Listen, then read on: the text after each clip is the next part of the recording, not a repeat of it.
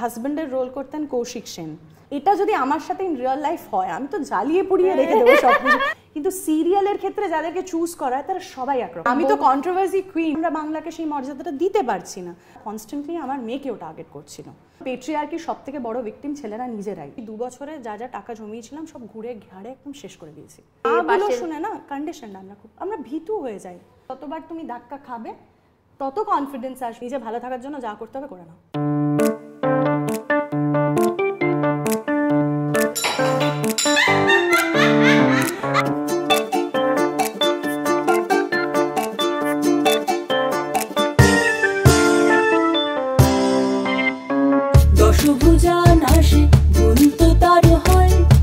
জীবন জুড়ে হাজারো পরাজয়, তবুও তার পথে থামার প্রথা নেই। আবলে যায় সরে চলার খেয়ালে, সীমানা ভোলার দুরালাসে। কপালে লেখা টেখা কিছু নেই, আছে যা তাকে বলে ধপ।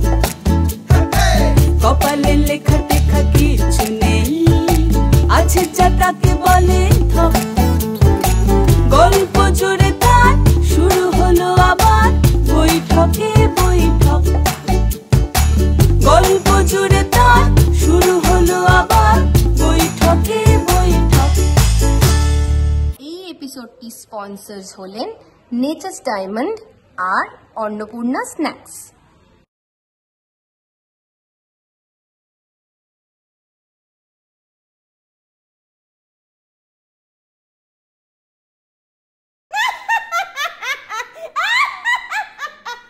সরি।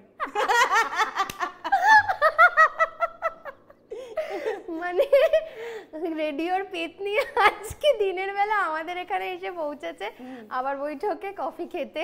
হ্যাঁ, বৈঠকে কফি খেতে, আবার বৈঠকি আড্ডায় তোমাকে মানে পেতনি অয়ন্তিকা কি তারকাটা অয়ন্তিকা, রোজ ঝিঙ্কাচিকা Ayantika. Thank you so much ঝিঙ্কাচিকা, তারকাটা, পেতনি, অয়ন্তিকা। অসংখ্য ধন্যবাদ এখানে আসার জন্য। Thank you Swaralipi for having me. আমি এখানে প্রত্যেকবারই আসি চা কফি আড্ডা সবকিছু করতে, কিন্তু এই প্রথমবার তোমার সঙ্গে একটা খাস আড্ডায় বসার সুযোগ হলো। Thank you so much. Thank you. আমরা একটু চা কফি ডেকে নিই, নাহলে যদি আবার হাসি শুরু হয়ে যায় ওটাই তো আসলে আমার রজত কেঁপে উঠবে, আমার কফি পড়ে যাবে। বাহ, এটা তোমার জন্য এসেছে গন্ডোলা, চিকেন গন্ডোলা। নাইস। তুমি কি এটা জানো যে কলকাতার 1 নম্বর পেতনি চিকেন খায় না? চিকেন খাও না? না, চিকেন, মাটন, পর্ক কিছু খেতে পারি না, বিকজ আমার বাড়িতে এতগুলো কুকুর বেড়াল রয়েছে, আর কুকুরগুলোকে ছাগলের মতন দেখতে, বেড়ালগুলোকে জানি না, আমার মানে সবকটা জন্তুকে একরকম লাগে। আমার তো টিকটিকি আরশোলা সবই ভালো লাগে। হ্যাঁ, সো একটা টাইমের পরে আস্তে আস্তে আমি আর জন্তু জানোয়ার বাজার করতে যেতে পারি না। ভেজে আছি, মাছটা এখনো খাই, but I think it is a transitional phase. আস্তে আস্তে বোধহয় ওটাও ছুটে যাবে, কারণ এখনো মাছের ফর্মে খেতে পারি না। মানে মাছটা যদি গোটা আমার প্লেটে দিয়ে দাও তাহলে আমি খেতে পারবো না, ওটা ছোট পিস করে দিলে পরে তাও আমি কনজিউম করতে পারি। মানে তোমার খারাপ লাগে? হ্যাঁ, খুব খারাপ লাগে। তো এতগুলো বেড়াল, কুকুর, টিকটিকি, আরশোলা, তার সঙ্গে একটা সন্তান, মানে 4 পেই সন্তান নয়, 2 পেই সন্তান। কি করে সামলায়? আমি তো ওদেরকে সামলাই না, ওরা আমাকে সামলায়, তাই না? হ্যাঁ, একদম। আমার মনে হয় আমার এক্সিস্টেন্সই যা কিছু জীবনে করছি ওদের জন্য হয়েছে। ক্লাস 12 থেকে কাজ করা শুরু করেছিলাম, কারণ কুকুর বেড়ালের ভ্যাকসিনেশনের পয়সাটা জোগাড় করতে হবে। তখন থেকে আছে? কবে থেকে আছে তোমার কাছে? I started rescuing kids when I was in class 11. আচ্ছা। আর পথ বেড়ালগুলোকে বাড়িতে নিয়ে আসতাম, আর নিয়ে এসে বুঝতে পারতাম না কি করব। বাইরে কারুর পা ভেঙে গিয়েছে, কারুর কোমরে চোট হয়েছে, কেউ অন্ধ, কেউ কালা, কাউকে ডাস্টবিনে ফেলে গিয়েছে, কারুর গায়ে ভর্তি পোকা হয়ে গিয়েছে। এবার নিয়ে এসে তো বুঝতে পারতাম না কি করব। তখন আস্তে আস্তে বন্ধু বান্ধবদেরকে জিজ্ঞাসা করে বিভিন্ন ক্লিনিক্সে ওদেরকে নিয়ে যাওয়ার সাথে সাথে বুঝলাম ইট ইজ অলসো প্রাইস, মানে একটা সাংঘাতিক খরচা সাপেক্ষ বিষয়। তো ওই সময় আমি পয়সা রোজগার করা শুরু করি এইগুলো করব বলে, আর ওই তাগিদ থেকেই আস্তে আস্তে নিজের পায়ে দাঁড়িয়ে গেলাম। আমার মনে হয় যা কিছু সেটা ওদেরই আশীর্বাদ। না সত্যি তার এরকম একটা ভালো ইচ্ছে, সদিচ্ছে নিয়ে যে রোজগার শুরু, যে এদেরকে দেখবো বলে, এটা তো একটা দারুণ নোবেল একটা নোবেল কিনা জানি না, বাট শোনো এদের জন্য তো সত্যি কেউ ভাবে না, মানে আমরা তো মানে আমি সত্যি কথা আমার ভালো লাগে, কিন্তু আমি ওই আদর বাড়ি নিয়ে যাওয়া এটা পারবো না, কারণ আমার একটুখানি ফারে অ্যালার্জি আছে। না না, যদি ফিজিক্যালি কোনো রকমের সমস্যা থাকে সেক্ষেত্রে তো করা যায় না, বাট আমি একটা জিনিস বলি যে ভালোবাসতে হবে না, তাদেরকে নিয়ে আদিক্ষেতা করতে হবে না, খেতেও দিতে হবে না, কিন্তু ক্ষতি করো না। অনেকেই দেখেছি আমি করে না, পছন্দ করে না বলে ঢিল ছুঁড়ে মারে, পছন্দ করে না বলে যেতে যেতে একটা লাথি মেরে দিল। সেইগুলো যদি না করো, কোএক্সিস্ট যদি করতে পারো, তাহলে I think you are also an animal lover. If you are not a hater, you are a lover in some way or the other. আমি কালকেই রেডিওতেই শুনলাম যে ওদের জন্য একটা আইন বার করা হয়েছে যে কেএমসি তে খাবার দেওয়া হবে। অ্যাকচুয়ালি যেটা হয় আমাদের দেশে সেটা হচ্ছে গিয়ে লোকজন যারা এই পথ কুকুর বেড়ালদেরকে খাওয়ায় তাদের প্রচন্ড রকমের মব অ্যাটাকের সম্মুখীন হতে হয়। তার কারণ আমরা ভাবি যে রাস্তার কুকুর বেড়ালকে খাওয়াচ্ছে মানে তাদেরকে বাড়িতে নিয়ে গিয়ে খাওয়াতে হবে। মানে এটা যে একটা সোশ্যাল সার্ভিস, যেভাবে আমরা সিগন্যালে দাঁড়িয়ে কাউকে যদি ফিনান্সিয়ালি সাহায্য করি, টাকা দিই, সবাইকে তো বাড়ি নিয়ে যাই না, তাই না? কেউ যদি ভিক্ষে চায় বা সাহায্য চায়, কোনো সময় কোনো মানুষকে বলতে শুনেছো যে তাহলে বাড়ি নিয়ে যাও না কেন? কিন্তু কুকুর বেড়ালকে যদি কেউ খাওয়ায় তাহলে সঙ্গে সঙ্গে আশপাশ থেকে লোকজন বলে এতই যখন পিরিত তাহলে বাড়ি নিয়ে যাও না কেন? আরে বাড়ি নিয়ে গেলে তো রাস্তার কুকুর বেড়াল বাড়িতে ঢুকে পুরো একটা সময় ভর্তি হয়ে যাবে। How will you rescue? So তোমাকে রাস্তাতেই তাদেরকে হেল্প করতে হবে, এবং এই পৃথিবীটা যতটা তোমার ততটা তাদেরও। এইটা নিয়ে কেসও হয়েছে, আর কেসের এটা শুনে আমার বেশ খারাপও লাগলো, মানে অদ্ভুত ব্যাপার। হ্যাঁ, এটা অনেক জায়গায় হয়, এবং তার সাথে আরো একটা বিষয় লোকজন জানে না যে এই নিয়ে কিন্তু আইন রয়েছে। দেয়ার ইজ আ ফিডার্স কার্ড, যেই কার্ডটা যদি আপনি কোনো সময় রাস্তার কোনো কুকুর বেড়ালের খেয়াল রাখেন তাহলে কর্পোরেশনের সঙ্গে যোগাযোগ করে আপনি একটি কার্ড পাবেন যেটার নাম ফিডার্স কার্ড। সেই কার্ডটা যদি আপনার কাছে থাকে তাহলে আইনত আপনাকে কেউ হ্যারাস করতে পারে না, এবং এই নিয়ে প্রচুর এনজিওসরা অ্যাক্টিভ। বাট আপনি পুলিশে কমপ্লেন করলেও police is suppose to take action, এবং সেক্ষেত্রে যদি আপনার কোনো অসুবিধা হয় আমার সঙ্গে আপনি যোগাযোগ করতে পারেন on my social media handles. বাহ, এটা তো দারুণ ব্যাপার। চলো তোমার সাথে একটু তোমার ছোটবেলার গল্প করি। নিশ্চয়ই, বলো। সাউথ কলকাতা না তুমি? হ্যাঁ, আমি সাউথ কলকাতাতেই বর্ন এন্ড ব্রট আপ। আমার বাবা তার বাবার বাড়িতে জন্মেছে, বড় হয়েছে, আর আমি আমার বাবার সেই বাড়িটাতেই দোতলা বানানো হয়েছে এবং সেখানে আমার জন্ম এবং আমি বড় হয়েছি টলিগঞ্জে। আর সেখানেই আমার স্কুলিং। কোথায় পড়তে? সাউথ এন্ড বলে একটা স্কুল ছিল যেটা কুদঘাটে। আচ্ছা। আর তারপরে আমার ক্লাস 5-এ আমাকে বিদ্যাভারতীতে ট্রান্সফার করা হয়। আচ্ছা। সো বিদ্যাভারতী থেকে আমার মানে ক্লাস 10 এবং 12 আমি ওখান থেকে পাস করেছি। তারপরে আমি ইংরেজি নিয়ে পড়াশোনা করেছি আশুতোষ কলেজে। আচ্ছা। হ্যাঁ, এবং তারপরে ক্যারিয়ারে ঢুকে যাই। বিভিন্ন শিফটস হতে হতে হতে হতে আমি ফাইনালি রেডিওতে এসে। রেডিওতে কবে শুরু হলো তোমার? আমি যখন অ্যাকচুয়ালি কলেজে পড়তাম তখন আমি আমার ক্যারিয়ার শুরু করেছিলাম অ্যাজ আ ডান্সার। আমি নাচ করতে ভালোবাসতাম, এবং তখন একটা রিয়ালিটি শো হতো যেটার নাম ছিল ঋতুর মেলা ঝুমতারা। হ্যাঁ, ইটিভিতে, ইটিভি বাংলায়। আর সেখানে তোমার ফার্স্ট টাইম ওই ব্যাপারটা হয়েছিল যে একজন সেলিব্রিটি আর একজন কমনার ওদেরকে টিম করে ডান্স করা হবে। এটা বোধহয় 2008-9। হ্যাঁ, 8 হবে। আমি তখন কলেজে। সো ওই সময় আমি কলেজ করতে করতেই নাচের কম্পিটিশনে ঢুকে যাই, and I was paired against today's very famous actor Yash Dasgupta. আর তারপরে আমি ওখানে থার্ড হই। কিভাবে হই জানি না, ওদের সাথে মনে নেই। প্রচুর ঝামেলা, মজার ছিল বলে ইটিভিতে শুটিং করাটা বেশ মজার। আমিও একটা করেছিলাম আর কি। হ্যাঁ হ্যাঁ, কি যেন একটা ছিল নাম, ভুলে গেছি, মনে নেই এখন। আমরা সব একটা মেয়েদের আর একটা ছেলেদের গ্রুপ ছিল। ও আচ্ছা, মানে সেটাও কি ডান্স কম্পিটিশন? হ্যাঁ, ডান্সে আমি ওখানে বেশ একটা ভালো, আমি তো নাচ শিখিনি কখনো, বাট ওটা মজা লাগতো। কিন্তু এইরকম তখন এর নন ফিকশন গুলো হতো, এখন যেগুলো হয় না। আরে তখন যে নাচটা হতো সেটার মধ্যে কোথাও একটা গিয়ে অনেকটা গ্রেস, অনেকটা সৃজনশীলতা থাকতো। এখন তো আমার নাচগুলো দেখে মনে হয় জিমন্যাস্টিক্স হচ্ছে। হ্যাঁ, মানে এই ভোল্ট খেয়ে যাচ্ছে, ও ওখান থেকে পড়ে যাচ্ছে। সরকারি রবীন্দ্র নৃত্য দেখেছো? রবীন্দ্র সদনে যেটা ভাইরাল হয়েছিল? না, আমি দেখিনি। দেখোনি? না, দেখিনি। সেই মানে রবীন্দ্র সঙ্গীতেও আর কি জিমন্যাস্টিক হচ্ছে, তলা থেকে উপরে উঠে যাচ্ছে। হ্যাঁ, এইটা আমার খুব অদ্ভুত লাগে। মানে আমি physical fitness is important for dance, I understand, but আজকালকার দিনের নাচগুলোতে না আস্তে আস্তে সেই গ্রেস, মানে আমি বুঝতে পারছি যে বিদেশি নাচ খুব আমাদের প্রভাবিত করছে, কিন্তু আমাদের এখানকার নাচ অথেন্টিসিটিটা কোথাটা গিয়ে হারিয়ে যাচ্ছে, আমারও তাই মনে হয়। এবং I am talking about simply purely আমাদের দেশে নয়, এই আমাদের রাজ্যে নয়, আমাদের দেশের কথা আমি বলছি।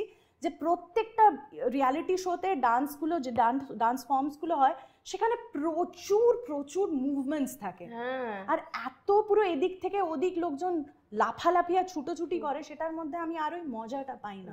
I don't know whether you would agree with me, but আমি যেই সময় নাচতাম সেই সময় এই বিষয়গুলো ছিল না। মনে পড়েছে নামটা, পেয়ারেলাল আর কি ফুলকলি আর পেয়ারেলাল, এটা নাম ছিল প্রোগ্রাম।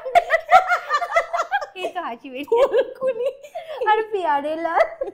তুমি কি ছিলে, ফুলকলি না? আমি ফুলকলি আর ছেলেরা পেয়ারেলাল, মানে আমরা ফুলকলিস আর ওরা পেয়ারেলাল, সেটাই নাম ছিল আমাদের। ও আচ্ছা, সো বয়েজ ভার্সেস গার্লস, আমরা গার্লসরা জিততেছিলাম সেই সময়। কিন্তু আমার মনে হয় যে তুমি ইটিভিতে কাজ করেছো। হ্যাঁ, ইটিভিতে কাজ করেছি এবং সেখানে থার্ড হওয়ার পরে আনফর্চুনেটলি তখন আবার ওই ABCD মার্কা ছবিগুলো হয়নি যেখানে ডান্সটাকে খুব সেলিব্রেট করে। আজকাল দেখবে dance as a profession, you still have some opportunity. এখন তো অনেক অপরচুনিটি ছিল, বাট আমি 2007-08-এর কথা বলছি, তখন নাচ করলে পরে নাচটাকে পারসিউ করার সেরকম অপশন ছিল না। অফকোর্স অনেক লোকজন আছে যারা, মমতা শঙ্কর রয়েছেন, ডোনা গাঙ্গুলি রয়েছেন, ওনারা ক্লাসিক্যাল ফর্মটাকে নিয়ে বিদেশে শোজ করছেন, সবকিছু করছেন, but I am talking about a layman like me. আমার পক্ষে ডান্সের খুব একটা অপরচুনিটি ছিল না ওটাকে ক্যারিয়ার করার।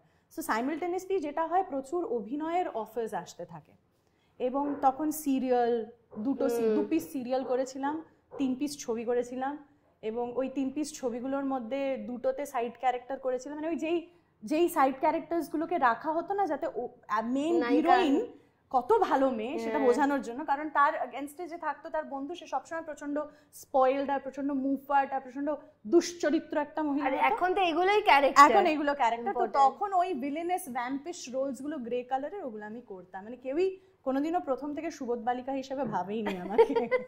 সো আর তারপরে সিরিয়াল করা শুরু করি। তোমার সিরিয়ালগুলো আমি জানি যে আমিও নিজে করেছি, আজকে মনে হয় দাঁড়িয়ে যে ওই চরিত্রগুলো করতাম কি করে করতাম, মানে আমি ওই জন্য ছেড়ে দিয়েছি। অত্যাচার, মানে আমারও তো সেম কেস, মানে অত্যাচার যে হচ্ছে সেই অত্যাচারিত হয়েই যাচ্ছে, কেঁদেই যাচ্ছে।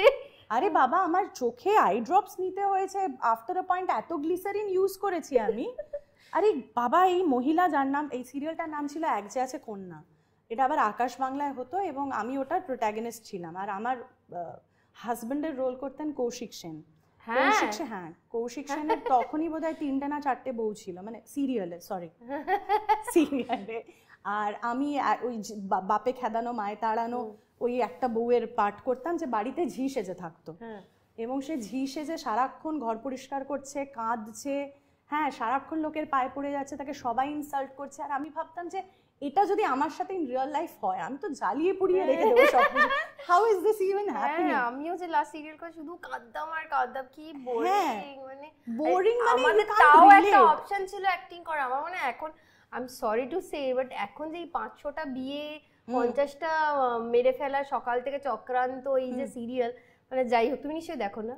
না, কারণ আমি না বুঝতে পারি না। আমি বলছি কেন আমার সিরিয়াল বুঝতে অসুবিধা হয়, যদিও আজকাল বেশ কটা সিরিয়াল খুব নিউ এজ প্লট নিয়ে হচ্ছে, বাট আলটিমেটলি মোদ্দা কথাটা ঘুরে ফিরে সেই রেগ্রেসিভই হয়ে যায়। আমি দেখেছি, শুরু হয় একটা প্রোগ্রেসিভ নোটে, একটা মহিলা গ্রাম থেকে এসে ল পড়ছে বা কিছু একটা, বা ল চলে যায় শুধু লইন কেন, হ্যাঁ, কিছু আলটিমেটলি ওই লটাও সে বাড়িতেই প্র্যাকটিস করছে, মাদার ইন ল চলে আসে, সে বাড়িতেই প্র্যাকটিস করছে, কার এগেইনস্টে কে ষড়যন্ত্র করেছে তাকে শাশুড়ির হাত থেকে বাঁচাচ্ছে।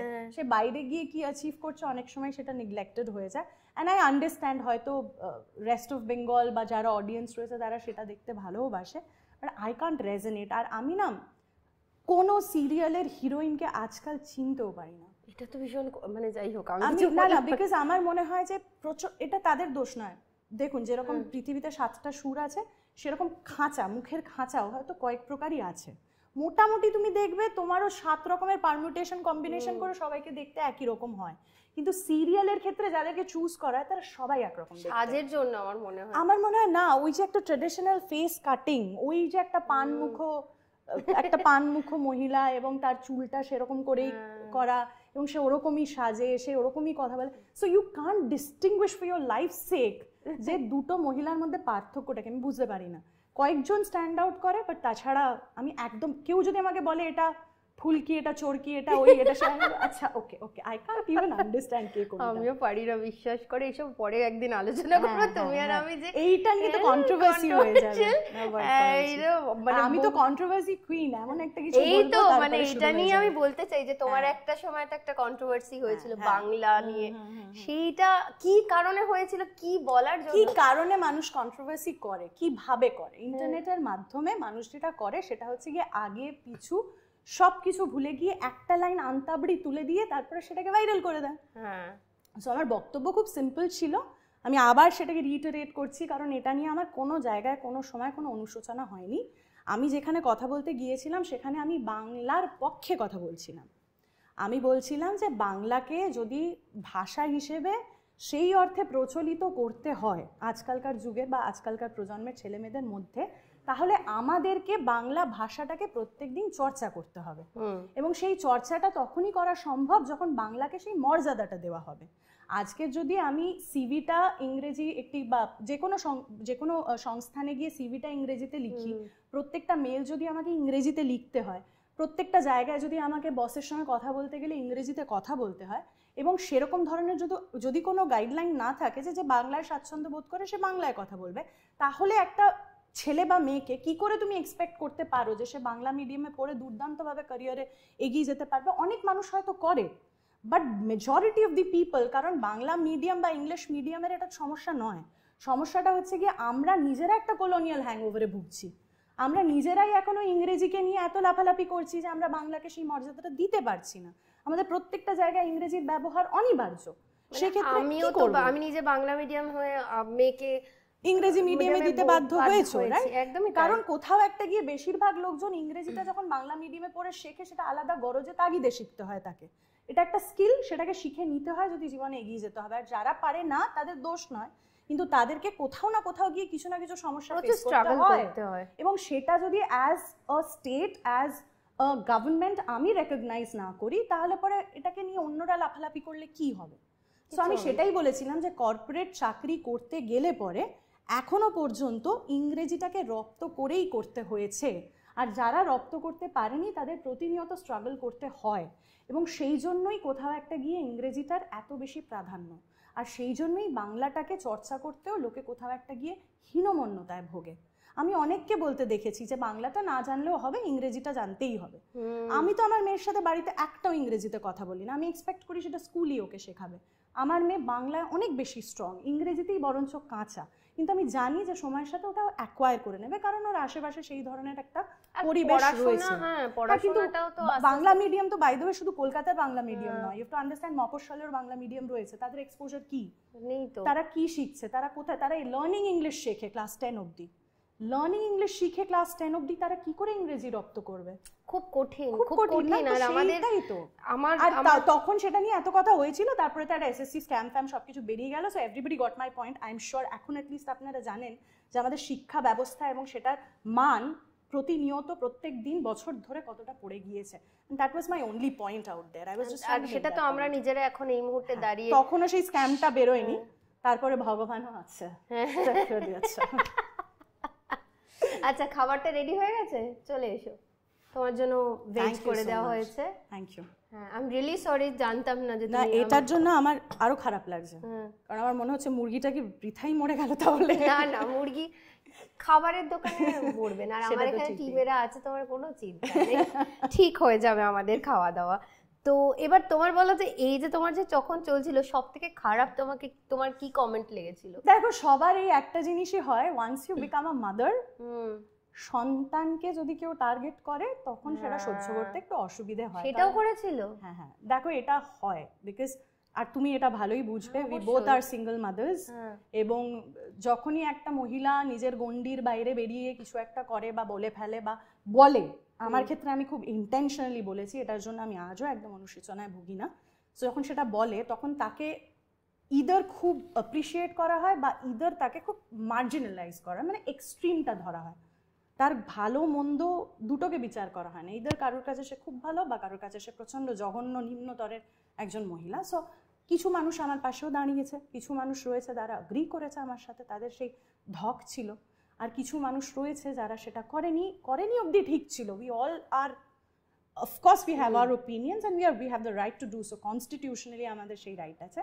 কিন্তু একটা শ্রেণী ছিল যারা কনস্ট্যান্টলি আমার মেয়েকেও টার্গেট করছিল অশিক্ষায় ভুগছে এই জন্যই বাপ নেই এই জন্যই এই নেই এই জন্য এরকম ধরনের প্রচুর বাজে বাজে কথা আমরা মেয়ে বলে কি টার্গেট গুলো হয় না ছেলেরাও হয় না ছেলেরাও হয় আমার মনে হয় না যে শোনো পেট্রিয়ার্কির সব থেকে বড় ভিকটিম ছেলেরা নিজেরাই এটা যদি যেদিন ওরা রিয়েলাইজ করে নেবে সেদিন ওরাও ইকুয়ালিটিতে বিলিভ করবে কারণ feminism is pro equality feminism মহিলাদের প্রাধান্য দেয় না যেহেতু মহিলারা পিছিয়ে পড়েছে তাদেরকে খানিকটা এগিয়ে দেওয়ার জন্য যেভাবে যে কোনো কি বলবো what do you call that যে কোনো বলো না what's the term oh my god quota system how quota system works ঠিক আছে reservation how reservation works reservation হচ্ছে কি পিছিয়ে পড়া যে কোনো জাতিকে এগিয়ে নিয়ে যাওয়ার জন্য একটা ধাক্কা দেওয়া so feminism is also এটাও নয় যেহেতু আমরা একটুখানি ওরা মনে করে আমরা শারীরিকভাবে দুর্বল তো আমাদের ওপর অত্যাচার হয় এবং আমার মনে হয় যে অত্যাচারিত হতে আমরা বোধহয় খুব খুশি হই না সেটা তো হয় আমি সেটা নিয়ে কোনো অবজেকশন করছি না আমার বক্তব্য হচ্ছে feminism as a concept is equal to patriarchy is equal to equality I'm sorry feminism মানে পেট্রিয়ার্কির অপোজিট নয় কারণ পেট্রিয়ার্কি পুরুষতন্ত্র মহিলাদেরকে কোণঠাসা করে আর এটার পেছনে পুরুষদেরকে কোণঠাসা করে না যারা করে তারা ফেক ফেমিনিস্ট আমি সেটাই বলতে চাইছি যে ফেমিনিজমের অর্থ ইকুয়ালিটি আমরা ফেমিনিজম কেন বলি কারণ feminine or females have been pushed back for centuries তো ওদেরকে এগিয়ে নিয়ে যাওয়ার জন্য ওদেরকে একটা ধাক্কা থেকে বাধা তো ওরাই পেয়েছে হ্যাঁ তো সেই ধাক্কাটার নাম ফেমিনিজম বাট সেই ধাক্কাটা মহিলাদের পেছনে তাদেরকে এগিয়ে নিয়ে যাওয়ার জন্য পুরুষদের পিছনে ঠেলে দেওয়ার জন্য নয় we want to be in the same league that is it we want our equal rights that is তোমার মনে হয় যে তুমি ইকুয়াল রাইটস পেয়েছো মানে অ্যাজ আ মানে আমি তো প্রিভিলেজড প্রফেশনের ক্ষেত্রে আমি স্বরলিপি আমি খুব প্রিভিলেজড ফেমিনিজম আমাদের জন্য অতটা বড় একটা চ্যালেঞ্জ নয় মানে পেট্রিয়ার্কি আমাদের জন্য অত বড় একটা চ্যালেঞ্জ নয় কারণ আমরা আমাদের মতন রেগুলারলি প্রচুর সমস্যায় ভুগি ছেলেরাও ভোগে মেয়েরাও ভোগে আমিও ভুগেছি তুমিও ভুগেছো সবাই ভোগে আমি যেমন ভিকটিম কারণ সিঙ্গেল প্যারেন্টিং আমি বাধ্য হয়ে করছি আমিও মনে করি আমি ভিকটিম কিন্তু আমি বিগার পিকচারের কথা বলছি কারণ আমি এখানে আমার কথা যদি বলি তাহলে I am not considering the hundreds and lakhs of women যারা একটা বাথরুমও পায় না সেক্ষেত্রে আমরা শহরে যারা থাকি so feminism as a concept স্কুলেও নাকি বাথরুম নেই মানে এটা নিয়ে লড়াই চলছে মানে গার্লস স্কুলে বাথরুম নেই ইটস স্যাড মহিলারা স্যানিটারি ন্যাপকিনের জায়গায় বালি ইউজ করে পাতা ব্যবহার করে মানে সত্যি স্যাড হাইজিন ছেড়ে দাও basic right to live is a challenge বেঁচে থাকা is a challenge for lakhs of women out there সেখানে আমি যদি এবার বলি যে আমি সিঙ্গেল মাদার হিসেবে আমাকে প্রচুর কোণঠাসা করা হয়েছে আমাকে টার্গেট করা হয়েছে বা আমার অফিসে ছেলেরা বেশি প্রাধান্য পেয়েছে আমি সব সময় ভালো দেখতে বলে আমাকে বলা হয়েছে আমার কোনো ট্যালেন্ট নেই আমার দেখার জন্য এইগুলো যদি আমি বলি তাহলে আমি বাজে কথা বলছি মানে আমার এটা কোনো সমস্যা নেই তোমার মনে হয় যে তুমি ওদের থেকে অনেক ভালো আছো অফ কোর্স মানে I my heart goes out to my sisters out there যারা বেসিক রাইট টু লিভ নিয়ে লড়ছে একদমই তাই সো আমার মনে হয় যে আমি তাদের জন্য যতক্ষণ না কিছু করতে পারছি আমার একদম নাকে কান্না গাওয়া উচিত নয় আমি অনেক কিছু পাচ্ছি আর আমি সেই সামান্য কিছু যদি কোথাও কাউকে হেল্প করতে পারি তাহলে I am doing something good আর তাহলে আমি বলতে পারি গলা উঁচিয়ে যে ডান সামথিং বাকি আর বলে কোনো লাভ নেই বাকি সব আমাদের স্তরের মহিলার সবার সমস্যা এক সবাই এক জিনিস ফেস করছে সেটা তোমার ইনইকুয়ালিটি বাড়ি থেকে শুরু হয়ে অফিস ক্ষেত্রে in marriage urban population urban মহিলাদের একটা আলাদা set of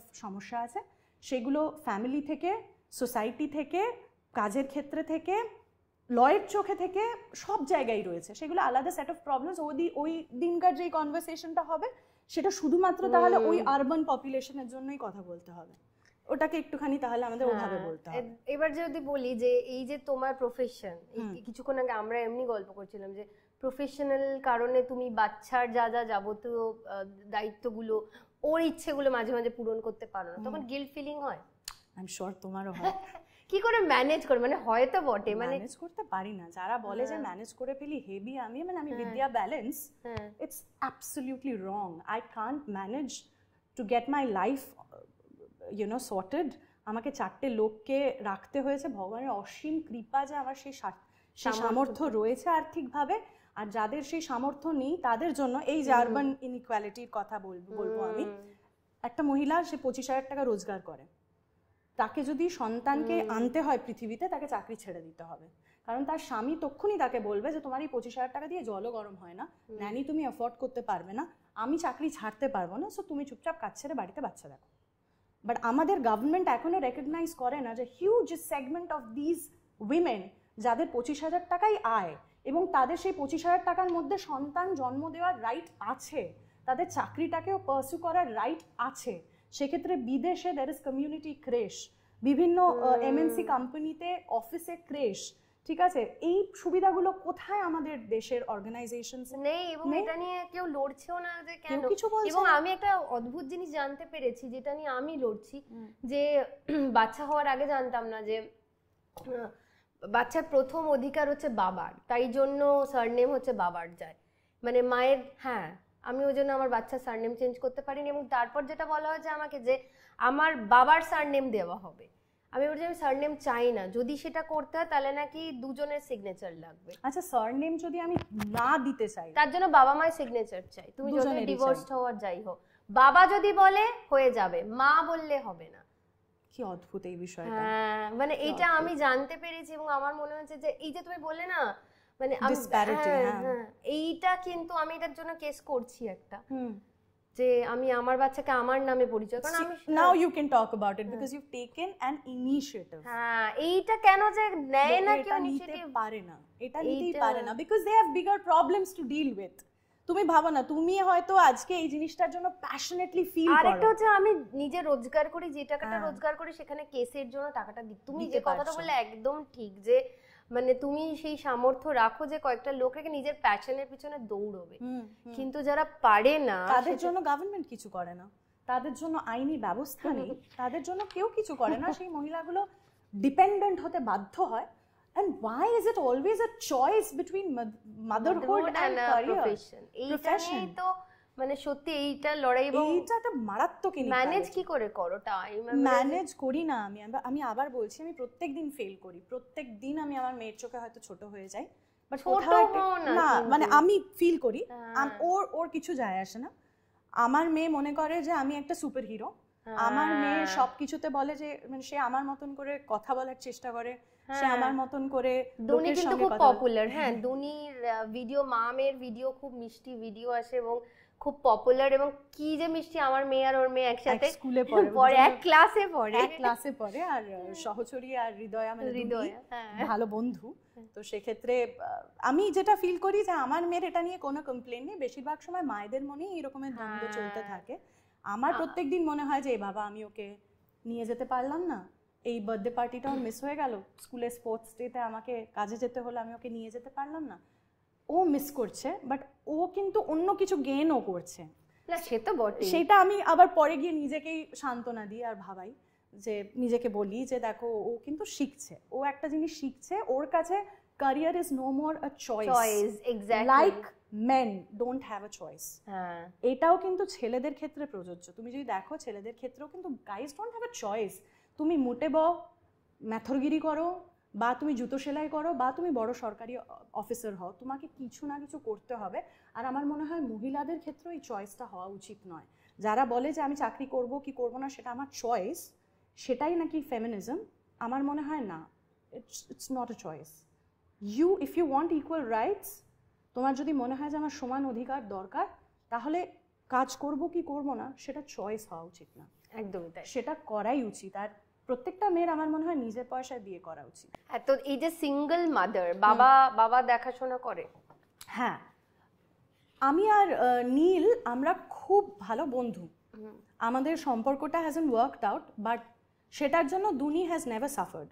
I am fortunate that way, যে আমাদের মধ্যে যেই যা কিছু সমস্যা হয়েছে বা আমরা আলাদা হয়েছি, সেটার জন্য কিন্তু আমার মেয়ে কোনোভাবে এফেক্টেড নয়। She gets to spend quality time with her father also, she gets to spend time with me also, থাকে মূলত আমার সাথে, বিকজ অফ কোর্স আমি ওরটা অনেক বেটার বুঝি। নীল একটু ডিস্টেন্ট সেই অর্থে, ইন দ্য সেন্স ডিস্টেন্ট মানে আমাদের সবার বাবারাই ডিস্টেন্ট ছিল, ওকে প্লিজ এই জন্য দোষারোপ করে লাভ নেই। But Neel is a far better hands on father. আমার বাবা তো আমাকে মানে ক্লাস 2-3 অবধি কাউকে কেউ যদি জিজ্ঞাসা করতো মেয়ে কোন স্কুলে পড়ে কোন ক্লাসে পড়ে বলতো ওই হবে 2-3 কিছু একটা, আমার ঠিক খেয়াল নেই। হ্যাঁ, এবং এটা আমার বাবা বলে আমি এরকম ভাবে অকপটে বলছি সবাই আমার বাবাকে টার্গেট করবে, আমার মনে হয় এটা বেশিরভাগ বাবাদের ক্ষেত্রেই সত্যি আগেকার জেনারেশন। বাবা নিয়ে গল্প খুব একটা আমার নেই, তোমার নেই, কারেক্ট, বাট বেশিরভাগ ক্ষেত্রেই কিন্তু আমরা সবাই সিঙ্গেল মাদার্সদের কাছেই বড় হয়েছি, তাই না? এটা মনে হয়, কিন্তু বাবারা হয়তো রোজগারটা করে আসতো, কিন্তু আমার মনে হয় কোথাও একটা গিয়ে তারা কতটা ইনভলভড, অনেকের ক্ষেত্রে there were exceptions I am sure, but বেশিরভাগ ক্ষেত্রেই আমি দেখেছি আমার বন্ধু বান্ধবদের মধ্যে বাবারা অতটা ইনভলভ ছিল না। এবং আমি তো সিঙ্গেল মাদারের কাছেই বড় হয়েছি, যদিও আমার মা বিবাহিতই ছিল, ডিভোর্স ছিল না। আমার বাবা রাত্রিবেলা রোজ বাড়িতেও আসতো, পাড়ায় যেত, কিন্তু সময় পেতে না বাবার কাছ থেকে সেরকম। আমার বাবা ভীষণভাবে অবসেসড আমাকে নিয়ে, সে আমাকে প্রচুর ভালোবাসা দিয়েছে কিন্তু সময় খুব একটা দেয়নি। এবং এখন সে আমার মেয়েকে দেখে আর বলে যে হায় হায় আমি কি করলাম, তাও ভালো যে আমার একটা নাতনি আছে, এখন তাকে নিয়ে এসে এখন চৈতন্য করে পাগলে। আমার বাবা আমার মেয়েকে চৈতন্য ডাকে। হ্যাঁ, কেন? যখন জন্মেছিল তখন হাত ওপরে করে ঘুমাচ্ছিল, ওই যে ওখান থেকে চৈতন্য নাম পড়েছে এখন গোটা দুনিয়ার কাছে। আমার বাবার বোধহয় আমার মেয়ের ঠিক নামটাও মনে নেই, তাই না? For him it is Chaitanya. So আমার বাবা এখন, সো আমার মেয়ের কাছে না আমি বাবা, আর আমার মা মা, হ্যাঁ, আর আমার বাবা হচ্ছে গিয়ে আমার থেকে একটু বেটার বাবা।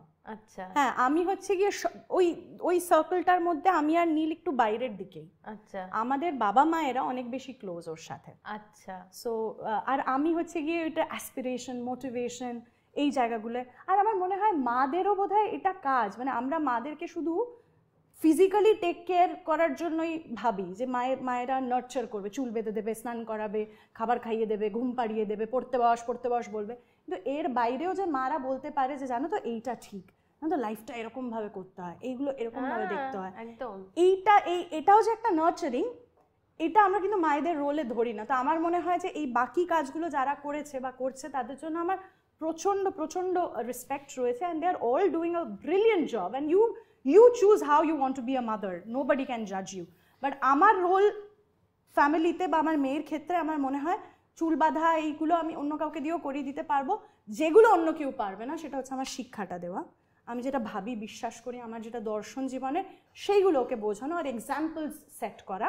আমি আমার মেয়ের ক্ষেত্রে সেটাই করি। That is what motherhood is to me পার্সে।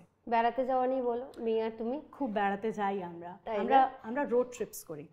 তুমি তো গাড়ি চালাও। হ্যাঁ, আমি রোড ট্রিপস করতে, গাড়ি চালাতে ভালো লাগে। কবে থেকে শুরু করলে গাড়ি চালানো? ওকে, আমি এত বড় রিস্ক টেকার যে প্যান্ডেমিক হওয়ার পরে যখন লাইফ ফেরত আসে ট্র্যাকে, তখন আমি আমার মির্চি ছেড়ে দিই। আচ্ছা, তখন আমার হঠাৎ করে মনে হয় যে বাবা আমি তো কিছুই করলাম না জীবনে। আমার স্ক্রিন রাইটিং এর খুব নেশা ছিল, মানে I wanted to learn how to right. So সেটা আমি শিখবো বলে মির্চি ছেড়ে দিই। সো আমি 2 বছরের একটা সেবাটিক্যাল নিই, আর সেই 2 বছরে যা যা টাকা জমিয়েছিলাম সব ঘুরে ঘাড়ে একদম শেষ করে দিয়েছি। সো মেয়ে আর আমি রোড ট্রিপ, তখন আমি গাড়ি চালানো শিখি, এবং গাড়ি তার আগেই কিনেছিলাম আমি, কিন্তু সবসময় কারোর উপর ডিপেন্ড করতে হতো। ওই সময় আমি রিয়েলাইজ করলাম যে if I want to be independent and truly independent, then I have to learn this is a life skill. আমাদের স্কুলে কেন এটা শেখায় না আমি জানি না, স্কুলে লাইফ স্কিলস খুব কমই শেখানো হয় আনফর্চুনেটলি। সো আমি তখন অনেক বড় বয়সে, মানে 2021-এ গাড়ি নিয়ে বেরিয়ে পড়ি। ফার্স্টে ইউটিউবে প্রচুর টেকনিকগুলো যা যা কিছু বেসিক সায়েন্স অফ ইট বুঝতে হয়, মানে সেটা বুঝে নিয়ে আমি একটা ড্রাইভারকে পাশে বসিয়ে বেরিয়ে পড়ি। কোথায় গেলে? রাস্তায়, আমার বাড়ির থেকে বেরিয়ে একদম রাস্তায় বেরিয়ে পড়ি, এবং প্রত্যেক দিন আমি 2 থেকে 3 ঘন্টা খালি গাড়িটাকে ঠুকতাম।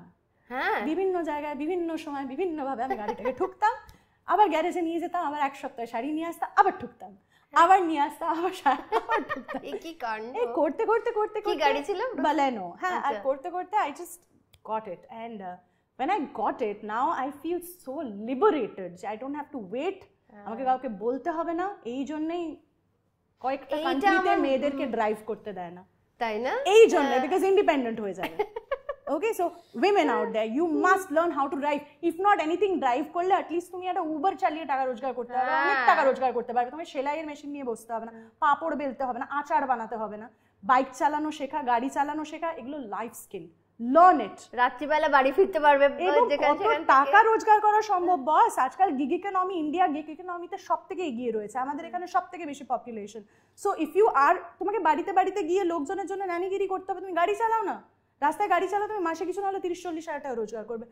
This is the amount of money that is there. Why don't we teach our daughters to drive ride, কেন করি না আমরা এগুলো, কেন করি না আমি জানি না। না করি না, কিন্তু দেখো শিখে তো যাবে এবার, যেহেতু আমরা করছি। না গো, মেয়েদেরকে ভীতু করে দেয়। কি করে মেয়েদেরকে ভীতু করে দেয়, ওই যে প্রথম থেকে বলে এই সময়ের পরে বেরোবে না, এই যে নাটা শুনে আমরা ছোটবেলা থেকে এতটা কন্ডিশন, লোকটার কাছে যাবে না, এই নাগুলো শুনে না কন্ডিশন আমরা ভীতু হয়ে যাই। আমি আশেপাশে দেখেছি, আমার বোনকে দেখেছি। তোমাকে এরকম না করেছে যে রাতের মধ্যে তাড়াতাড়ি বাড়ি ফিরতে হবে? না করেছে আমার ভালোর জন্যই না করেছে, আমি সেগুলো শুনেওছি একটা সময় অবধি। তারপরে আমি রিয়েলাইজ করলাম যে কতদিন আমি এগুলো শুনবো, অ্যান্ড দেন আই রিয়েলাইজ যে যারা বাড়িতে থাকে তারা তো বাড়িতেও অ্যাবিউজড হচ্ছে। অ্যাটলিস্ট বাইরে বেরিয়ে 4টে কাজ করে পয়সা রোজগার করে অ্যাবিউজড হও। হ্যাঁ, না হলে তুমি, I mean it blows my mind, তুমি বাড়িতে থাকছো, বাড়িতে লোকজন তোমাকে, আত্মীয় স্বজন তোমাকে অ্যাবিউজ করছে, ফিজিক্যালি ইউ আর গেটিং মোলেস্টেড, তো বাইরে বেরিয়ে একটা কুনুই খেয়ে নাও, আর দিতে শিখে যাবে তখন, করে নাও, আর কুনুইটা খেয়ে 4টে মারতে শিখে যাবে, লড়তে শিখে যাবে। বাড়ির লোককে তো কিছু বলতে পারবে না, মাও চুপ করিয়ে দেবে, বাবাও চুপ করিয়ে দেবে, আর যারা চুপ করাবে না তুমি নিজে তোমার লাইফের একটা শকে চলে যাবে।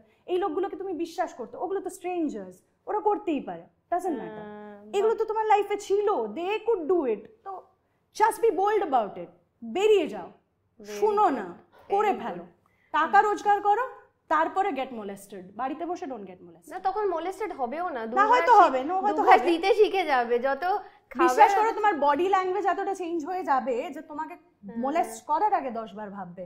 আমি ক্লাস 5 এ মোলেস্টেড হয়েছি রাস্তায় যেতে যেতে by a stranger. Now when I go out, আমার পাশ থেকে কেউ গেলে পরে আমার গায়ে হাত দেওয়ার সাহস করে না। That is the kind of body language নিশ্চয়ই শেখনি। না, it's just the confidence. Exactly, কেউ তোমার পাশ দিয়ে গেলে বুঝবে যে I don't want to mess with this beep because I'm that, I don't want to mess, আমি ওর সঙ্গে ওর পাশে যেতে চাই না। এই ল্যাঙ্গুয়েজটা আসে, যতবার তুমি ধাক্কা খাবে তত কনফিডেন্স আসবে, তত এই ল্যাঙ্গুয়েজটা আসবে। তো বেরিয়ে গিয়ে হও, যা হবে, বাড়িতে বসে হয় না। সব থেকে দূরে গাড়ি নিয়ে কোথায় বেরিয়ে গেছি? ভাইজ্যাগ গেছো?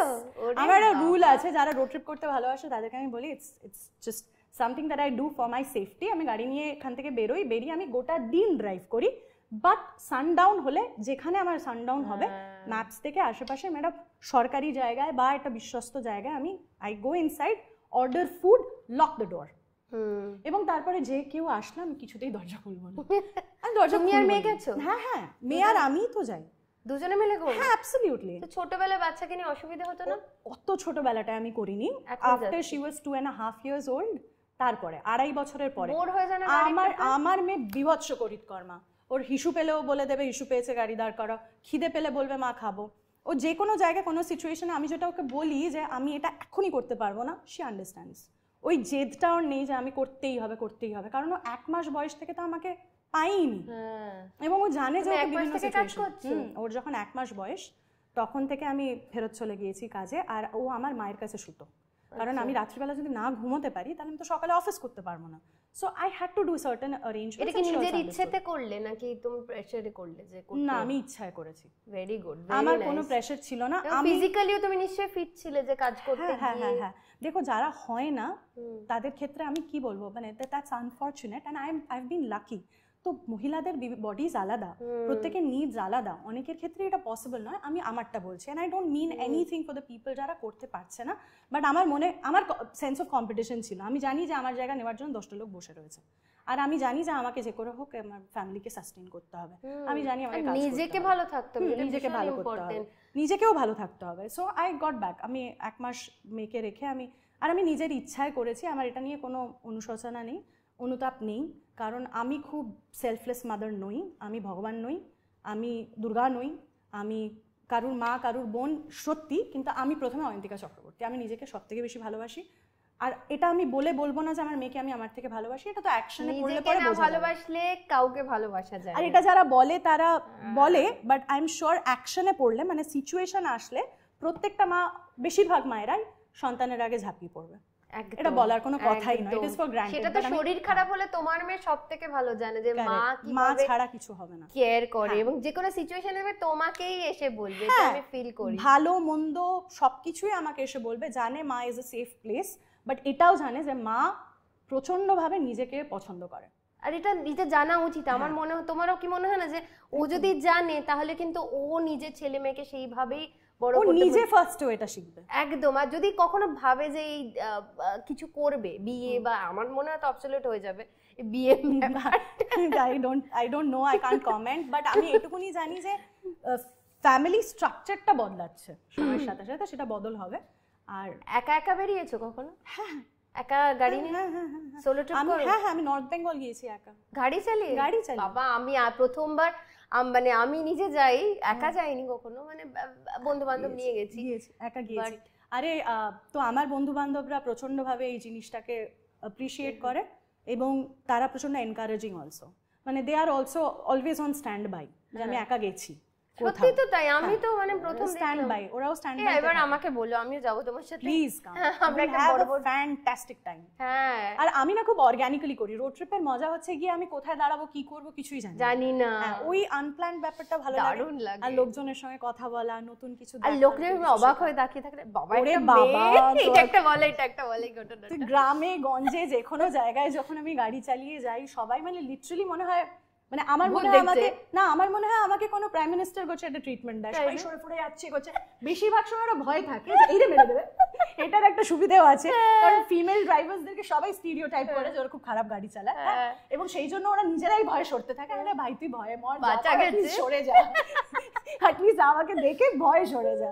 সো ওরকম করতে থাকে। আর মহিলাগুলো যখন দেখে না, I've seen their eyes light up, লোকে ভাবছে যে এটা কি, কিন্তু মহিলাদেরকে আমি দেখেছি গিয়েও, গ্রামের মহিলা গৃহবধূ মোটা করে সিঁদুর দেওয়া, তেল চপচপে চুল, মাথায় ঘুমটা, দেখে না মানে অ্যাজ ইফ ওই 2 সেকেন্ডের জন্য ওটা করে নিল, যেটা আমি করছি ওটা করে নিল, ও আমার সিটে বসে নিল, আমার মধ্যে দিয়েও গাড়িটা চালিয়ে নিল, আজব একটা কনফিডেন্স পেলো, কিন্তু তারপরেই ভাবলো দূর আমার জীবনটাই এই করে চলে গেল। কিন্তু অন্তত একবারের জন্য তো ভাবলো, একবারের জন্য যে ওর ওই জায়গাটা ট্রিগার্ড হলো, আমি চাই যে সেটাই কোথাও একটা গিয়ে আরো বেশি করে মানুষের মধ্যে, মেয়েদের মধ্যে পৌঁছক। দারুণ দারুণ ব্যাপার, খুব ভালো লাগলো থেকে, মানে এত ভালো লাগছে। এবার বলে যে নিজেকে ভালো রাখতে কি করো? ভালো রাখতে যা একটা কিছু না মানে ইন দ্য সেন্স, আমার কাছে খুব সিম্পল রুল, নিজে ভালো থাকার জন্য যা করতে হবে করে নাও, যেটা ভালো লাগে সেটা করো। নিজের ভালো থাকার জন্য যা করতে হবে করে নাও, পার্টি করো, যা করতে হবে। মানে যদি আমার কোনদিনও মনে হয় আজকের ভালো লাগার জন্য আমার এক্স বয়ফ্রেন্ডের সঙ্গে আমাকে 2 মিনিট গেছাতে হবে, কিছিয়ে নাও, নিজে ভালো থাকার জন্য। প্রেমে পড়ো? প্রেমে পড়েছি, একবার তো বিস্তর প্রেমে পড়েছি, সেই প্রেমটাতে হেভি দাগাও খেয়েছি, এবং দাগা খেয়েছি বলবো না, মানে equation doesn't work out. C the problem with love is not very complicated, but with the situation that we are in সবকিছু খুব কমপ্লিকেটেড হয়ে যায়, এবং সেটার উপরে কারো কোনো কন্ট্রোল নেই। আমাদের তখন কিছু অপশন নেই, আমাদের ফার্স্ট প্রায়োরিটি হচ্ছে মেয়ে, তারপরে গিয়ে যা করার। তো এখন কি আর সেই প্রেমটা আসছেই?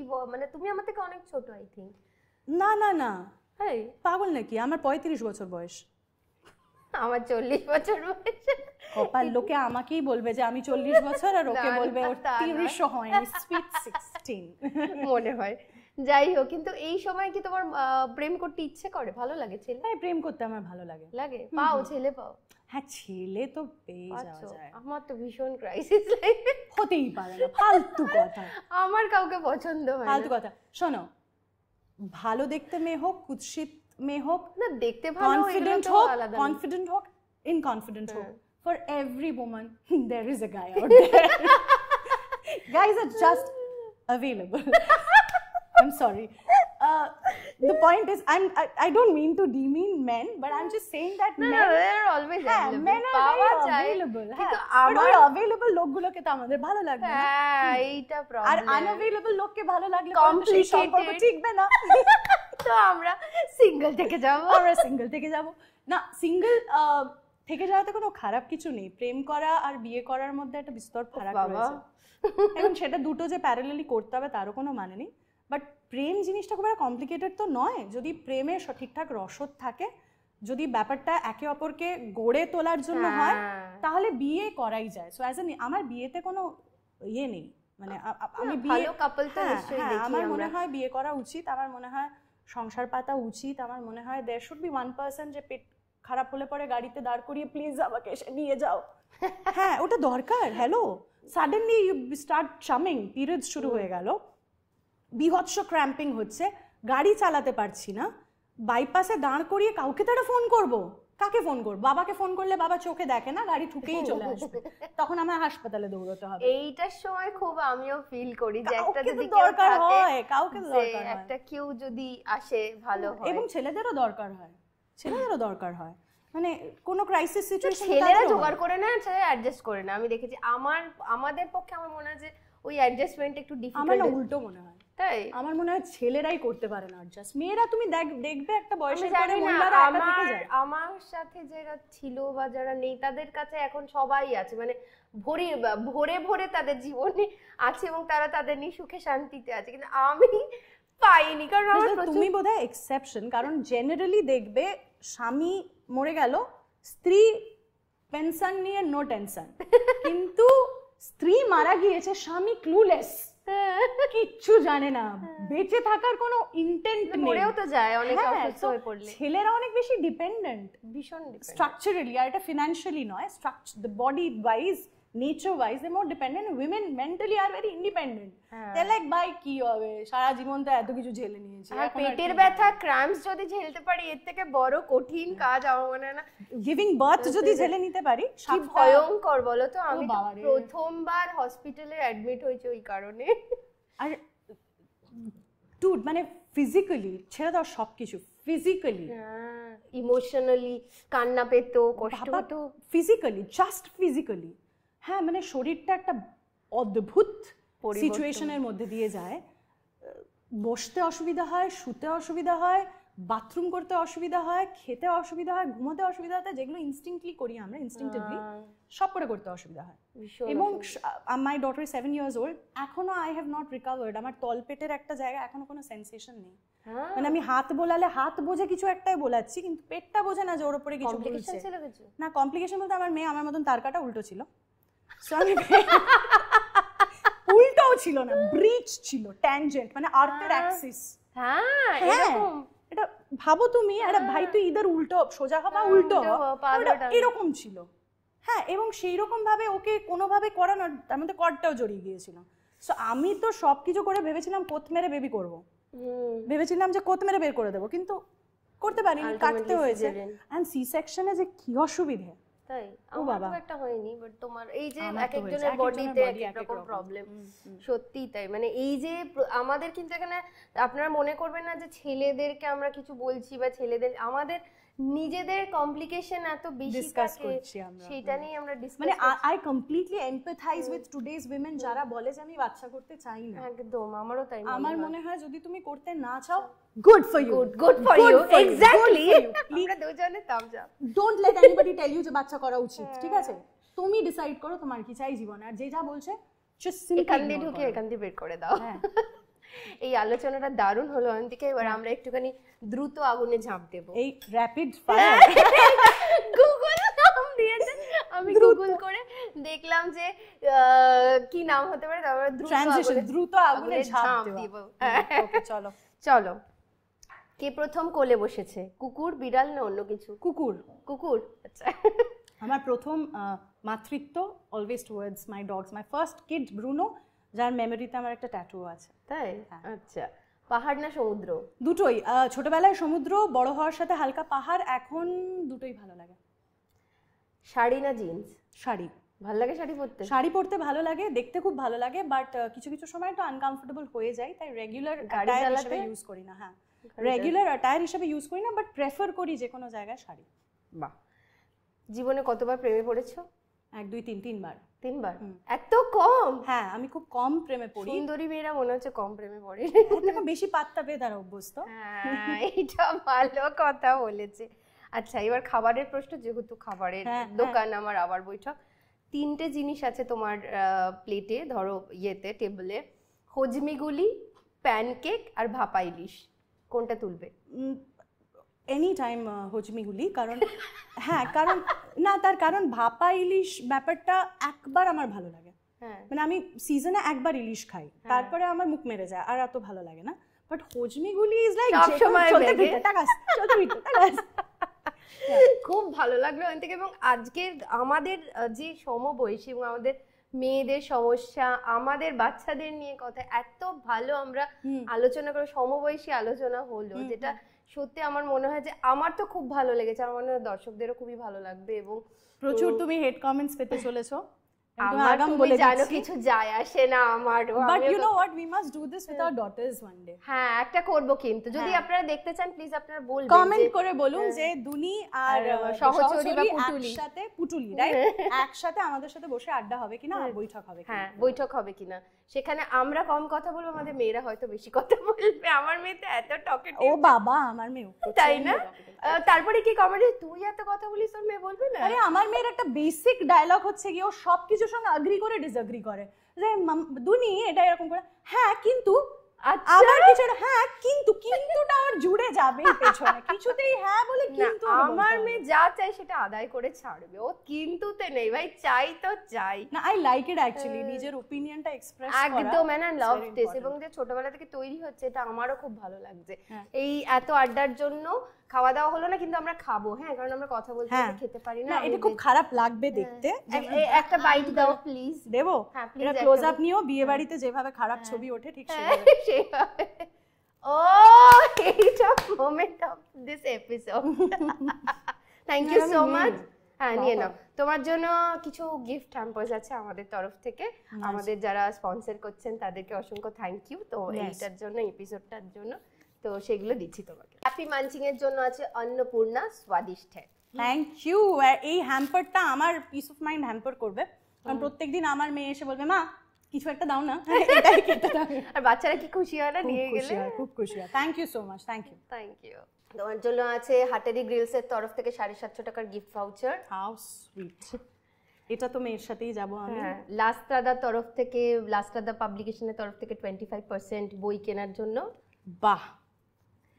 দেজ পাবলিশিং হাউসের তরফ থেকে 30% ডিসকাউন্ট ভাউচার। আচ্ছা, আমি পরে আছি নেচেস ডায়মন্ডের জুয়েলারি, এটা ল্যাব গ্রোন ডায়মন্ড, আংটিটা এগুলো সব।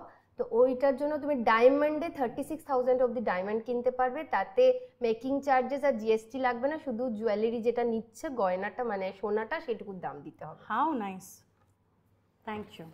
আর আমার তরফ থেকে, আমার বৈঠকের তরফ থেকে একটা 1000 টাকার গিফট ভাউচার। How sweet. এটা দিয়ে আমি কি করব? এমনি আসলে তো তুমি এমনি আমাকে তখন খাবে, মেয়েকে নিয়ে আসবে নিশ্চয়ই।